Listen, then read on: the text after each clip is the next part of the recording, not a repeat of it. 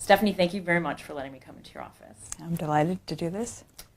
Can you start off by telling me who you are, where you are, and what type of position you have where you are, and what kind of work it is that you do? So my name is Stephanie Seneff, and I'm a senior research scientist at MIT, where I have been for all of my adult life, going undergraduate, graduate school, and then staying on as a researcher for the rest of my life.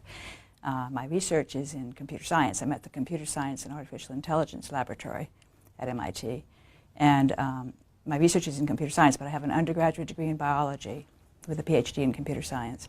And I have been, over the last 6 years, switching back to biology, combining it with computer science, to use computer science techniques to help me understand biology and to form connections between health and environmental toxins. I had been it. I don't, in fact, believe in vaccines, period. I mean, I think at this point in my life, I would say that no one should be getting any vaccine. And I had to get to that point over time. And how long did it take you to get? That's a really extreme position. It is an extreme position. And at first you would say, well, of course, polio, smallpox, I mean, those are really bad things, and we should just, those are very fine vaccines that we should all have. I have come to appreciate that biology, we live in a symbiotic relationship with all the other species, and all of them, even the pathogens, are actually doing something good for us. And this is something I'm really excited about lately that I've learned about the flu vaccine, and I'm actually going to be giving some slides on that in November. I'm giving a whole day seminar in November. One of the topics will be the flu virus, and what's really interesting about that virus is that it goes into the muscle cells and it reprograms them to basically hand over their sulfate to the flu virus. And then the cell releases those viruses, and they carry the sulfate on their backs, and they deliver it to the blood.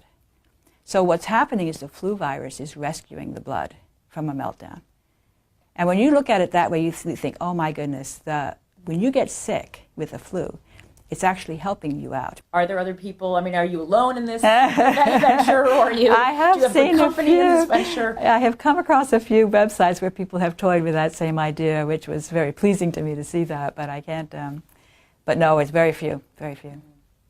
Well, it's certainly anti-industry. I mean, it kind of disrupts the notion that we need more and more drugs and newer generations of antibiotics and more pesticide. I mean, if really we're a part of the ecosystem, we should be balancing the ecosystem. There's no room for these high-tech chemical solutions. No, we should be pro-life rather than anti-life, and I think this is what we're going to finally realize, and I just hope it won't be too late, because it's very disturbing where we're headed right now. I sort of see no end in sight, and I can't imagine what it's going to be like in 20 or 30 years.